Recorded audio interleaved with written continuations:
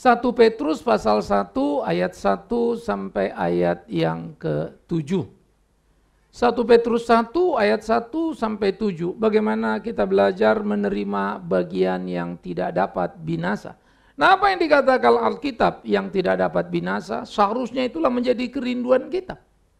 Yaitu sesuatu yang bersifat kekal di dalam kehidupan ini. Saya akan baca ayat 1, saudara baca ayat 2, bergantian hingga selesai ayat 7 dari 1 Petrus 1. Dari Petrus, Rasul Yesus Kristus kepada orang-orang pendatang yang tersebar di Pontus, Galatia, Kapodokia, Asia Kecil, dan Bitinia. Yaitu orang-orang yang dipilih sesuai dengan rencana Allah dan Bapa kita, dan dipilih sudah supaya kita Yesus Kristus dan menerima sejahtera.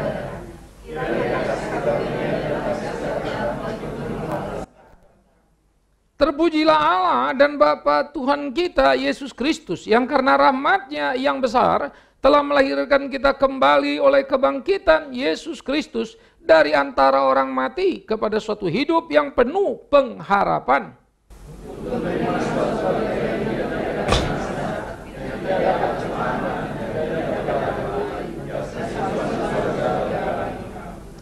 Yaitu kamu yang dipelihara dalam kekuatan Allah karena imanmu sementara kamu menantikan keselamatan yang telah tersedia untuk dinyatakan pada akhir zaman.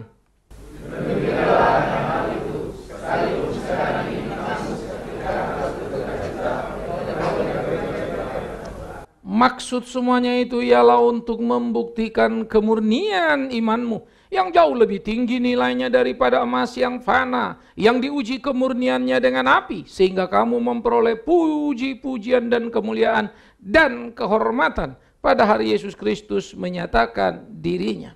Petrus menuliskan surat kepada jemaat yang tersebar di berbagai tempat, yang seringkali kalau orang Yahudi yang tersebar disebut diaspora, umat-umat di perantauan. Tetapi pada waktu itu juga bukan saja orang-orang Yahudi, iya, yang menerima dan menikmati surat, tetapi seluruh orang percaya, Yunani dan segala bangsa. Mereka ada di Pontus, Galatia, Kapodokia, Asia Kecil, dan Bitinia. Maka kita melihat peredaran dan pengembangan gereja Tuhan sudah semakin luar biasa. Maka orang-orang yang percaya kepada Kristus, orang-orang yang hidup di dalam Kristus, orang-orang yang disebut Kristen. Kristen artinya Kristus kecil, Kristen artinya seperti Kristus. Maka mereka lah disebut orang yang dipilih sesuai dengan rencana Allah. Dipilih bukan karena keunggulan hidup kita. Dipilih bukan karena kelayakan hidup kita. Dipilih sesuai rencananya, dan rencananya itu sudah sejak dalam kekekalan. Karena Dia Allah yang kekal. Itu sebab kita tidak mudah untuk memahami rencana Allah. Dia merancang dalam kekekalan sementara kita berkualitas kesementaraan. Dia maha dalam segala hal, tetapi kita terbatas dalam segala hal. Oleh karena itulah iman akan menolong kita untuk mengerti apa yang Allah kehendaki. Yang membuat kita percaya kepada Dia, berjalan di dalam Dia, menaruh harapan kepadanya. Maka kita yang dipilih itu, kita yang dikuduskan oleh Roh. Supaya apa? Taat kepada Yesus Kristus. Sehingga menjadi pertanyaan, apakah saudara seorang yang taat kepada Yesus Kristus? Bagaimana kita bisa berkata taat kepada Yesus Kristus jikalau relationship kita, hubungan pribadi kita itu dengan Tuhan nggak beres misalnya. Saudara tidak suka berdoa, saudara tidak suka beribadah, kan itu menjadi lain sekali. Saudara tidak bergairah melayani, bukankah itu akan menjadi sebuah tanda tanya? Jikalau Ia ada bersamamu dan menolongmu supaya kamu taat kepada Dia, mengikut apa yang Dia mau, karena kamu sudah menerima percikan darahnya. Oleh karena itulah seharusnya kasih karunia dan damai sejahtera itu yang sudah diberikan dalam penebusan makin hari makin terus melimpah dalam seluruh hidup kita. Paulus pernah berkata, hidupku bukan lagi aku, tetapi Kristus di dalam aku. Menemukan itu. Orang Kristen seringkali jalan terbalik. Seharusnya semakin lama pelayanan kita, semakin kita mengenal Dia, semakin kita berserah kepada Dia. Tetapi kita seringkali terjebak. Semakin lama pelayanan kita, semakin tambah pengalaman kita. Maafkan saya, justru terjadi semakin kurang kebergantungan kita kepada Tuhan. Karena kita merasa kita tahu semua, sudah cukup pengalaman. Dan akhirnya dari kebergantungan kepada Tuhan, kita melayani bergeser dari pengalaman yang kita punya. Semakin banyak yang kita lakukan celaka. Mestinya kita tidak boleh menghitungnya. Tapi kita menghitungnya. Lalu merasa kita sudah berkeringat dingin. Dan kita sudah merasa melakukan banyak hal. Padahal itu adalah kesempatan untuk mensyukuri anugerah Tuhan yang luar biasa. Itu sebab saya rindu selalu sebagai jemaat kita belajar. Kalau kita baik, kalau kita benar, bagus. Itu sudah semestinya. Tidak perlu menunggu pujian karena itu. Yang perlu menjadi perhatian kita, fokus kita adalah kalau kita tidak baik dan tidak benar. Nah itu salah besar. Dan kita mesti memperbaikinya. Kita harus memenuhi apa yang menjadi tuntutan Allah di dalam kehidupan ini. Kita tidak bisa lari dari sana. Dan itulah hidup, dan itulah pertandingan, dan itulah pertarungan yang harus kita jalani dan kita selesaikan. Saudara-saudara, maka bahwa Petrus mengingatkan lagi bahwa Kristus yang dalam rahmat besar telah melahirkan kita kembali oleh kebangkitan Kristus. Mau menunjukkan sebetulnya apa yang disebut dengan lahir kembali, lalu menunjuk lagi kepada kitab Kejadian. Waktu manusia jatuh dalam dosa, manusia sudah mati, artinya sudah tidak ada. Maka orang yang mati sudah tidak ada, sehingga dia perlu dilahirkan kembali. Maka lahirlah dia dalam kualitas yang baru, bukan fisiknya, tetapi jiwanya, pikirannya. Nah itu yang disebut Paulus dalam kitab Efesus. Engkau adalah manusia yang baru, yang telah diciptakan di dalam pikiranmu yang baru, dalam gairah hidup yang baru. Sehingga dulu hidupmu waktu berdosa adalah self-oriented, sekarang jadi God-oriented.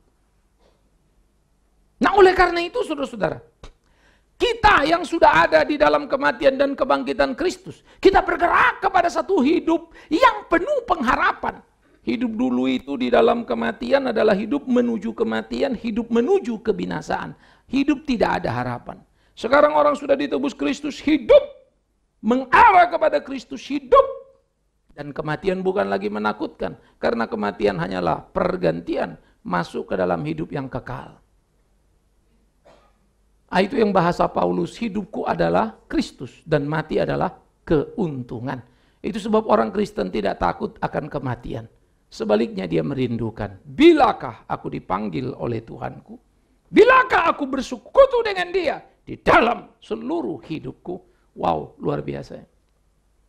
Karena itu semua orang percaya digugat, dituntut untuk bisa hidup sesuai dengan kehendak Allah. Berjalan di dalam dia, melakukan apa yang menjadi ketetapan kehendaknya. Karena kita diberikan keluar biasaan di dalam kehidupan, kita menerima bagian dari Kristus. Yaitu bagian yang tidak dapat binasa, tidak dapat cemar, tidak dapat layu. Tersimpan di sorga bagimu. Ini menghantam seluruh tataran nilai yang berlaku dulu, sekarang, dan sampai selama-lamanya. Manusia berpikir, jikalau dia mempunyai segala sesuatu, dia bisa menjamin hidupnya. Jikalau dia memiliki apa yang dibutuhkan dalam dunia ini, maka dia tidak akan binasa. Dalam konteks kesehatan, saya kira sekarang orang lagi rame-ramenya bicara stem cell. Ambil ini, nanti kalau begini-begini, nanti umurmu bisa panjang dan seterusnya. Sah-sah saja kita memelihara kesehatan kita. Tapi sebetulnya orang Kristen memelihara kesehatan itu adalah karena kewajiban, bukan supaya umurmu panjang. Bagi saya itu tidak Kristen. Perhatikan kalimat saya. Kita bertanggung jawab untuk tubuh diberi Kristus. Harus diurus baik-baik. Soal panjang pendek umur, urusan dia itu. Banyak orang sehat walafiat mati juga. Banyak orang sakit ditunggu-tunggu. Yang nunggu yang mati. Yang sakit tidak mati-mati. Karena itu rahasia kedaulatan Allah. Siapa bisa ngatur itu?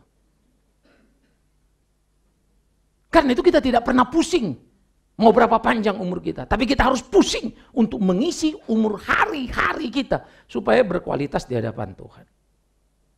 Nah jadi saudara-saudara, kita mendapatkan sesuatu yang tidak dapat binasa, tidak dapat cemar. Kalau kita mengumpulkan uang, kita kumpulkan sebanyak-banyaknya supaya terjamin hidup kita.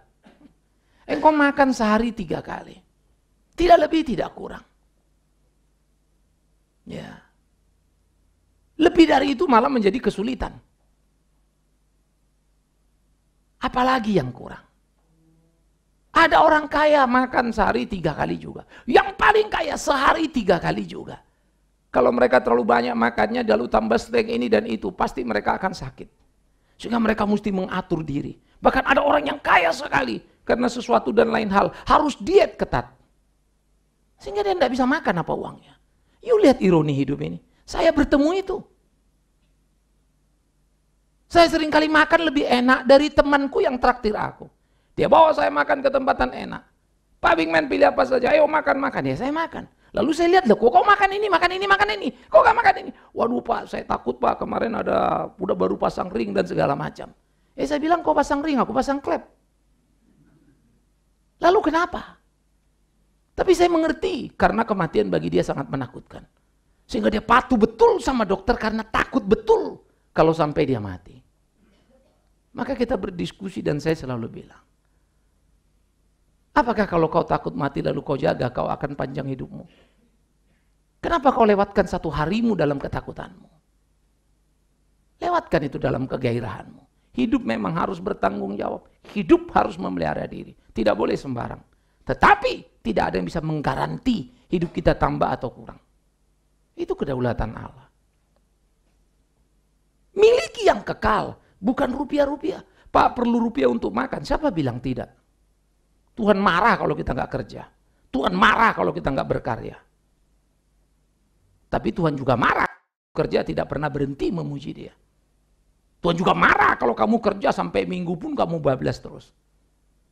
Maka Dia desain ada hari perhentian bersekutu dengan Dia. Tetapi jangan pikir hanya hari Minggu itu kita bersekutu dengan Dia. Day to day. Di dalam seluruh sepanjang hidup kita, syukur kita, desa napas kita, karya kita harus hanya untuk memuliakan namanya. Nah oleh karena itulah, dengan itulah, sebab itulah kita akan mempunyai harta yang tidak dapat binasa. Tidak bisa cemar, tidak dapat layu. Yang tersimpan di sorga bagi kamu. Di zaman lampau orang kalau berlomba dengan konsep olimpiade itu, ya, itu berlomba luar biasa hanya untuk mendapatkan satu mahkota atau daun. Nah, yang berlomba itu yang kalau kita sebut gladiator atau apa segala macam. Raja itu nonton dia pakai mahkota emas. Tidak boleh ada orang dapat hadiah mahkota emas karena mahkota emas hanya dipakai raja. Maka berjuanglah orang untuk mendapatkan mahkota yang notabene cuma dari daun. Bisa layu lama-lama. Tapi surga tidak, itu loh. Jadi seluruh gambaran itu melululantakkan seluruh nilai yang berlaku secara umum. Apakah itu uang tadi itu? Ya. Apakah itu umur yang panjang tadi itu? Apakah itu mahkota yang kamu punya itu? Tetapi kamu dipelihara dalam kekuatan Allah karena imanmu yang sementara kamu menantikan keselamatan yang telah tersedia untuk dinyatakan pada zaman akhir ini. Kita hidup di kesementaraan, berjalan di kesementaraan, beriman di kesementaraan untuk masuk dalam kekekalan. Betapa amat sangat luar biasa bodohnya kita. Kalau kekekalan tidak lagi menjadi fokus kita di dalam kesementaraan. Namanya sementara kan berakhir. Masa yang berakhir ini bisa merusak kita lalu kita kehilangan yang kekal? Itu namanya gara-gara urusan 1 rupiah kamu kehilangan 1 miliar. Saya nggak tahu menurut kalian itu pintar apa enggak. Kan keterlaluan. Mbok sabar. Masa gara-gara 1 rupiah kau kehilangan 1 miliar? Bagaimana itu? Begitulah hidup kita. Makanya Musa ingatkan, manusia ini hidup cuma 70-80 tahun. Lebih dari itu juga kesulitan hidup bukan? Tidak akan mudah bagi kita lebih dari 80 tetap segar dan semuanya. Sesegar-segarnya orang umur 80 masih setir mobil sendiri, tetap kualitasnya sudah turun. Ya. Sehingga hidup ini mestinya menjadi pemikiran serius bagi kita. Masa 78 tahun, 70 sampai 80 tahun menghilangkan persekutuan abadi kita dengan Tuhan? Kan tidak. Nah oleh karena itulah kita hidup di kesementaraan menuju zaman akhir yang akan kita peroleh mahkota yang mulia itu. Tetapi yang menarik, di kesementaraan menuju zaman akhir kau tidak disuruh jalan sendiri. Dipelihara dalam kekuatan Allah. Sehingga sebetulnya tidak ada alasan, tidak ada kemungkinan engkau jatuh. Tapi nyatanya Pak, ada yang jatuh. Nyatanya ada yang gagal. Cuma satu kata saja. Memang sejak dulu dia tidak pernah masuk dalam rancang bangun Allah. Cuma sepertinya dia di situ. Nah itu Yudas. Ya Bapakku, itu doa Tuhan Yesus ya. Semua yang kau berikan padaku tidak ada yang hilang. Kecuali dia yang ditentukan binasa. Apakah Yudas dibinasakan oleh Allah? No. Yudas sudah binasa pada dirinya, sama seperti manusia, semua sudah binasa. Yang dipilih Allah dihidupkan. Allah tidak perlu membinasakan karena semua manusia sudah binasa. Saya pergi banyak pelayanan di banyak tempat, selalu saja ada orang lari lalu minta tanya, Pak saya masih bingung Pak, saya dengar YouTube Bapak saya ngerti. Tapi Pak kalau dipikir-pikir lagi, Tuhan selamatkan orang. Kalau dia nggak nyelamatin nggak bisa selamat, berarti kasihan dong yang nggak masuk ke neraka. Tuhan jahat. Tuhan kan nggak adil. Saya cuma jawab sederhana sekali. Kenapa kau bilang Tuhan nggak adil? Lah kok nggak semua diselamatkan? Di mana ada ayat mengatakan Tuhan punya kewajiban menyelamatkan manusia? Kalian cari jungkir balik dari Kejadian sampai Wahyu. Hanya satu ayat yang sangat jelas dan tegas. Jangan makan buah itu, kau makan apa? Clear. Jadi dia tinggal mengeksekusi. Apa hukuman yang ditetapkannya? Matikan Adam. Tapi heran, dia mau repot-repot ngurusin supaya Adam itu hidup lagi. Apa sulitnya bagi Allah? Membasmi Adam lalu bikin manusia yang berikutnya. Jenis yang sedikit berbeda. Supaya sedikit lebih bagus. Kan begitu kan? Kita punya handphone nanti dibuang, upgrade lagi, upgrade lagi, upgrade lagi. Sampai kita pakai handphone pindah lagi mesti belajar lagi.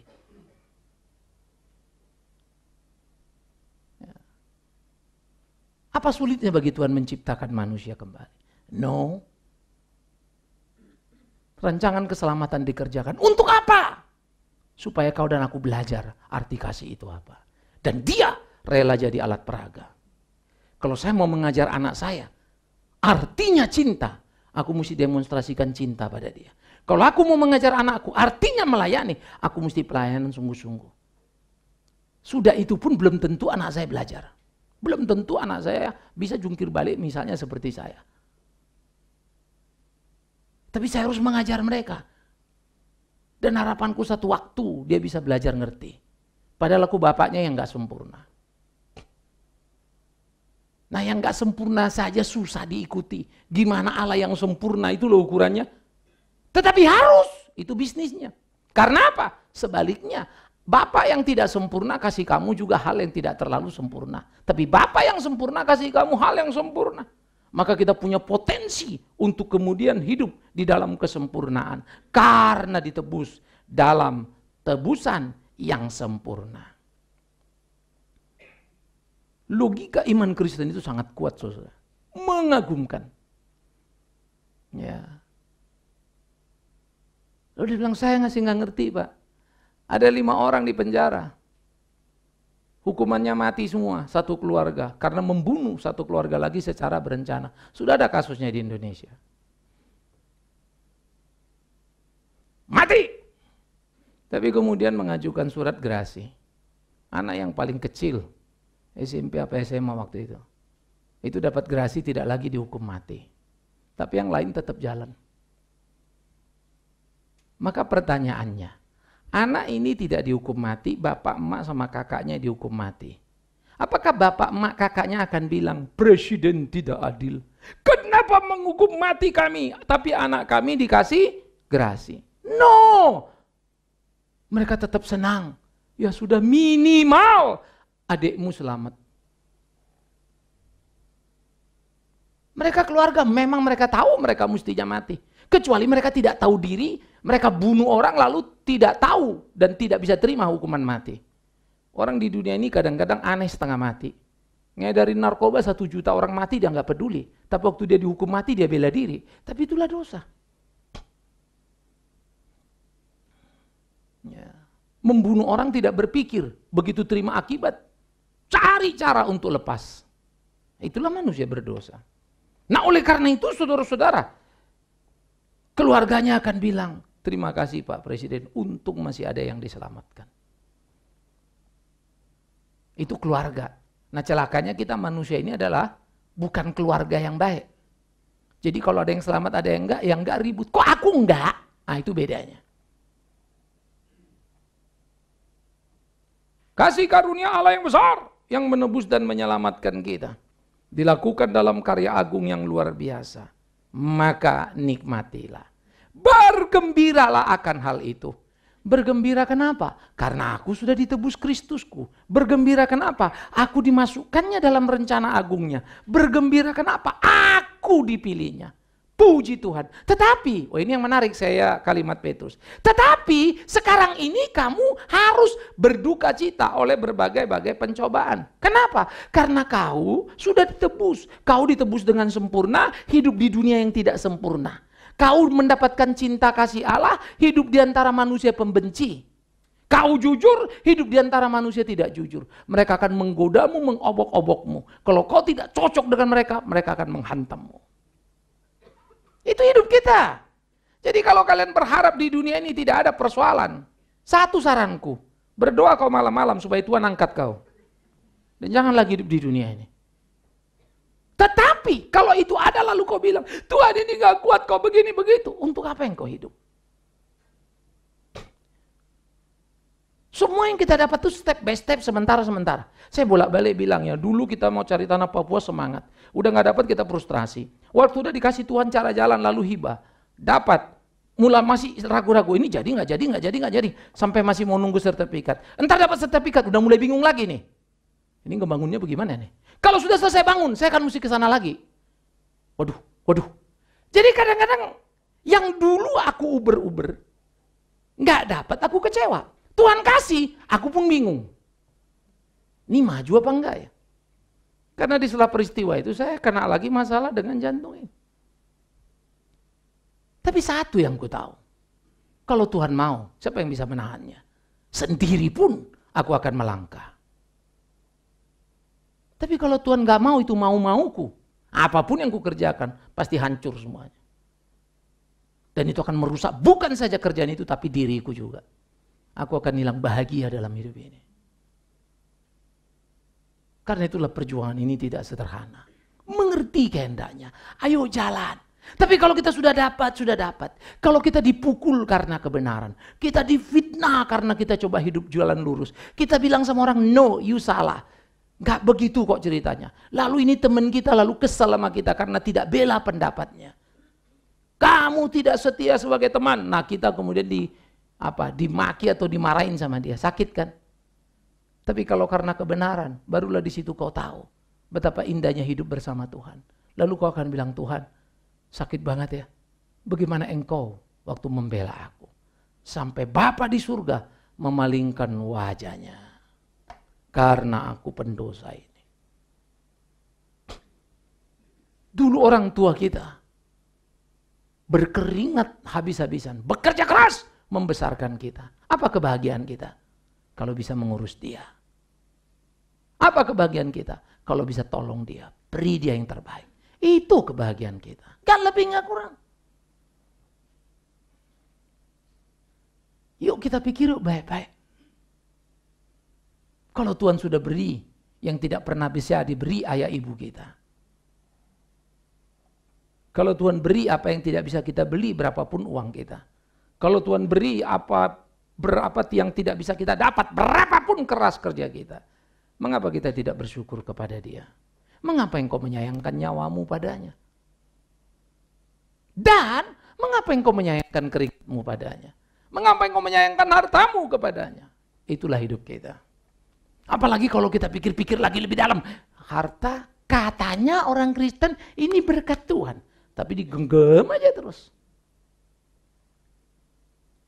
Nah, kalau itu berkat Tuhan pakai dong untuk pelayanan. Silakan Anda yang pilih rasa baik mana kerjakan. Ya.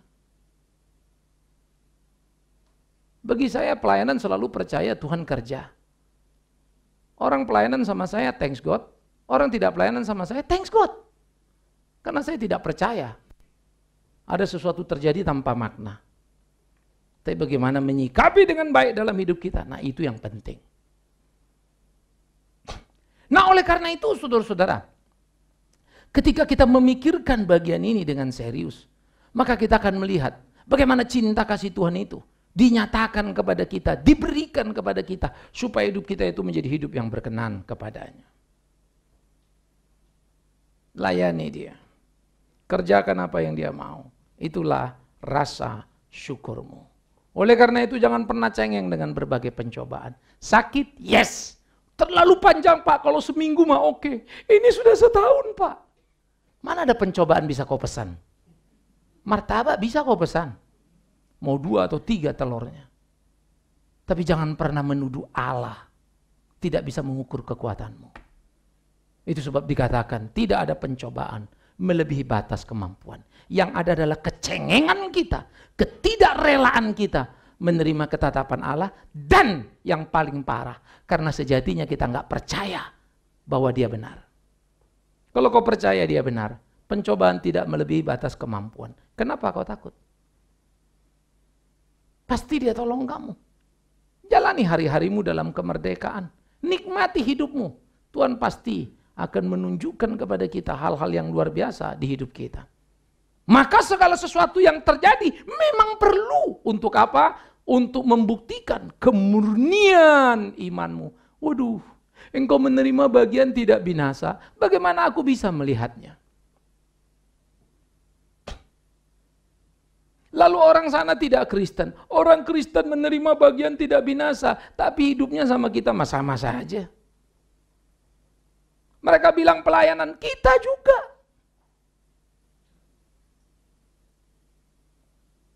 Banyak orang-orang Kristen gereja kirim orang ke Papua. Saudara-saudara Muslim sampai ke gunung atas sana pun mereka naik. Kemana kita pergi? Apa agama lain tidak pergi? Hari ini hari Minggu. Saudara lewat Masjid Sunda Kelapa, saudara lewat masjid di dekat Kuitang, saudara lewat saja masjid mau ke Istiqlal sekalipun. Ada acara sekarang. Kalau kita bilang PA, itu PA. Jadi bukan sholat. Yuk pergi ke berbagai vihara, khususnya vihara yang di Sunter, tahu yang besar itu ya, Podomorus itu. Itu seberang rumah itu udah mereka beli beberapa yang saya tahu. Ya, untuk ini kelas sekolah minggu, kelas ini di sekeliling vihara itu. Mereka juga PA, mereka juga belajar, ada kelasnya hari Minggu. Padahal tadinya nggak pernah kan. Maka sekarang kalau dibilang-bilang, oh orang Kristen hari Minggu gereja, mereka juga pergi. Malah mereka lebih hebat.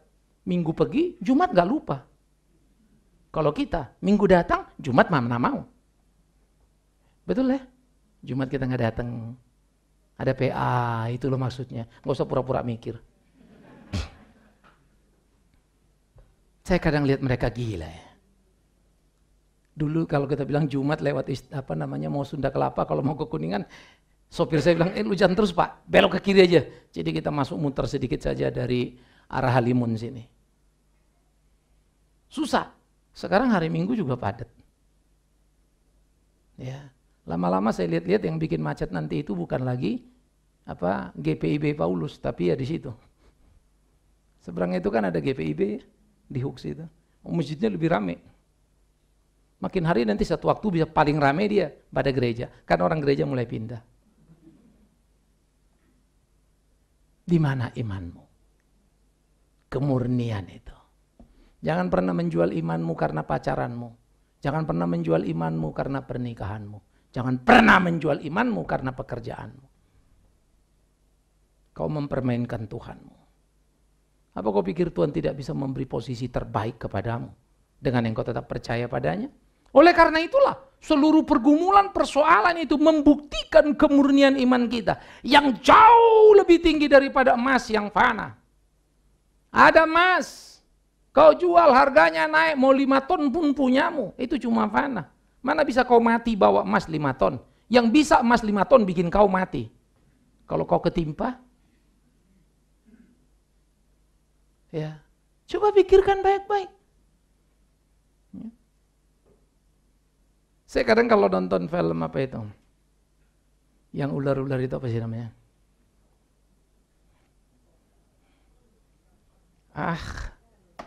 Dah saya lupa lagi dah. Kok arwana sama ikan. Anakoda. Apa? Konda ya. Anak Honda ya. Kan ada satu serinya itu yang mereka mau meneliti cari buah apa, ternyata teratai ini bagus apa segala. Ini akan jadi memperat kaya di dunia kalau dipaten kan gitu. Ditemukan lalu ularnya mau dipelihara, lalu disitulah dia matinya. Saya cuma mau mengatakan satu hal, kadang-kadang nonton film itu keren juga, membuat the ironi. Mereka mencari demi sebuah keberhasilan, tapi mati di puncak keberhasilannya. Cuma film Hollywood itu suka lucu. Dia bikin film, mereka juga hidupnya begitu. Tapi saya pikir-pikir orang Hollywood, kalau mikir gini, bagus ya bikin gini. Mereka hidupnya juga sama. Tapi saya pikir-pikir lagi, apa bedanya sama orang gereja ya? Haleluya, puji Tuhan, layanilah Tuhan. Iya, kelakuannya juga mirip. Kadang-kadang saya pikir-pikir apa bedanya kita. Saya kalau nonton itu sangat interaktif. Saya sangat suka nonton.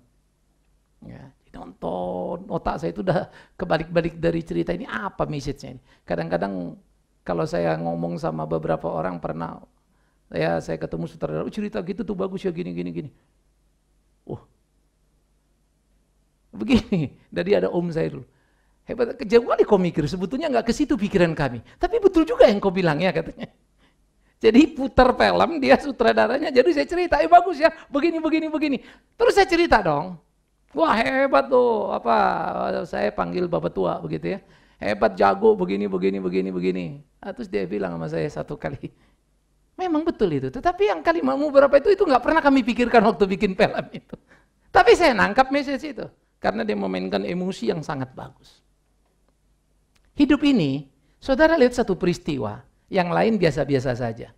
Banyak orang lihat peristiwa itu apa bilang, wow, luar biasa. Satu orang lihat lukisan abstrak bilang, ya ilah jeleknya. Harganya berapa? 1 M. Gila, coret-coretan anak-anak 1 M. Datang orang lihat. Iya apa ya, kenapa ya? Mungkin juga sih 1 M, tapi kok elek ya, aku gak bisa nikmatin tuh. Agak sedikit mending. Datang yang ketiga, wow, 1 M murah sekali ya. Kaget yang dua-dua, goblok lu, masa 1 M murah?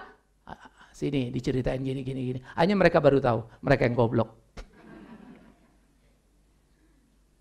Waktu orang mengerti seni berbeda, itu orang beriman sama, saudaraku. Ya, saya pergi satu rumah orang, gila, saya juga nggak mampu. Saya tahu lukisan ada yang mahal, tapi kalau 40 M saya tidak bisa ngerti. Saya coba lihat kiri, apanya ya? Emang lukisan ini antara legenda sama fakta itu beda-beda tipis.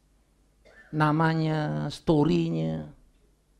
Ya, Mona Lisa yang the original itu bisa 500 M. Ya. Kalau di Indonesia kan mana ada Mona Lisa, yang ada Mana Lisa ya. Mana si Lisa? 500 M, bagaimana coba pikirin? Sama seperti saya enggak ngerti kemarin katanya ada bintang film di Cina kawin 500 M juga habis biayanya. Melihat sambutnya, jalannya, bajunya 20 M harganya. Tapi saya juga bingung. Bikinnya 5 bulan. Dior yang bikin katanya. Buset 20 M, 5 bulan. Kembangnya dia bertaburan berapa puluh M. Itu rumahku kalau dijual itu nggak bisa beli pasang bunganya doang. Saya bilang gila, kok bisa? Semuanya bunga seger, mawar seger. Wah, di building paling gede yang di China sekarang. Gila ya. Kita nggak ngerti. Tapi bagi orang yang suka pesta pora, mereka ngerti. Nggak apa-apa. Padahal mungkin nanti sebulan lagi kita juga ada dengar mereka udah mulai agak ribut gitu ya. You bisa ngerti hidup. Maka pertanyaannya, mana yang kau cintai? Apakah kau berani menghargai lukisan itu karena kau seorang yang seniman, lalu seni lukismu sangat tinggi, 10 M, 20 M, 50 M kau bayar. Atau 500 M kamu bayar. Tapi begitu pelayanan mikirin anak desa, nyumbang 10 juta pun rasanya udah banyak banget. Malu ya.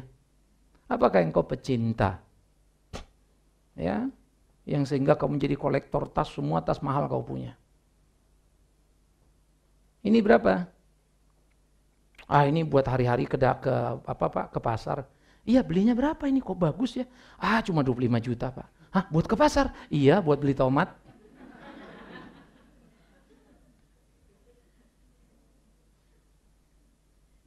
Ini apa? Ini tas.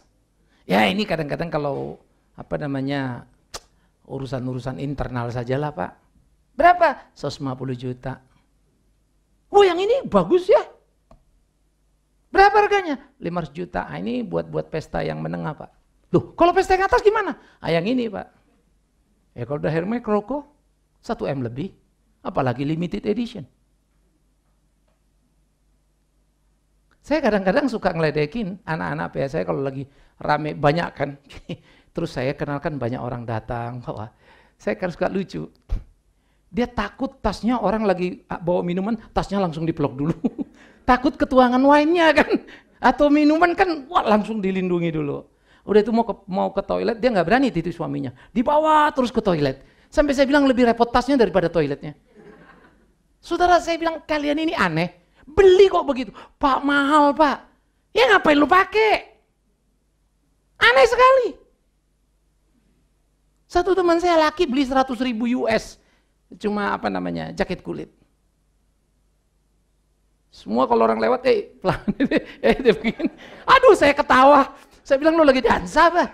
Gila lu Pak, 100.000. Yang lain sembara ketawa-ketawa jadinya.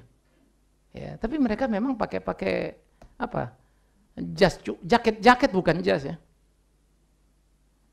Kadang-kadang saya pikir-pikir jadi susah. Nah saya kalau udah begitu, aduh Pak Bigman jangan begitu dong.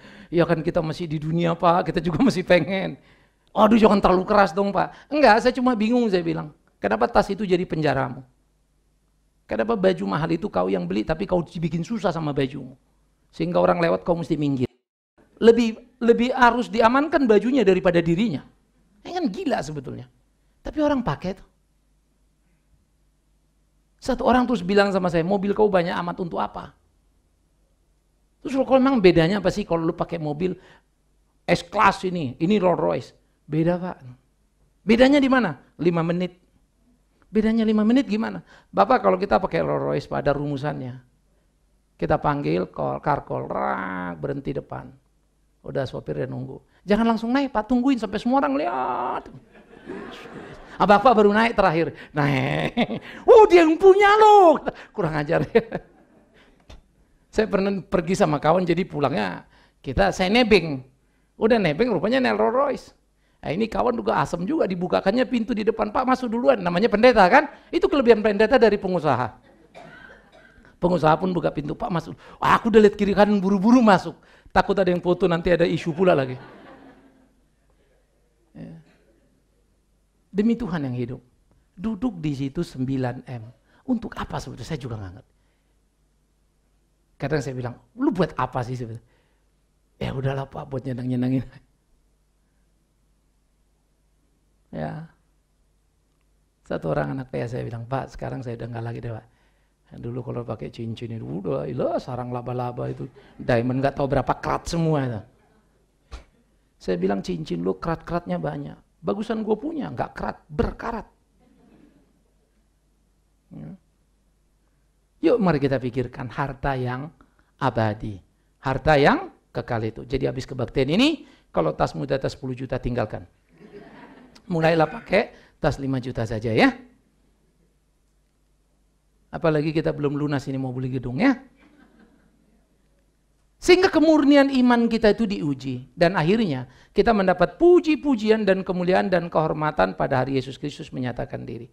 Kelak dia datang, biarlah dia berkata satu kalimat indah. Sabaslah engkau, hambaku yang baik. Engkau sudah menyelesaikan pertandingan hidupmu. Mari di sini hadir dalam pesta perkawinan anak domba Allah.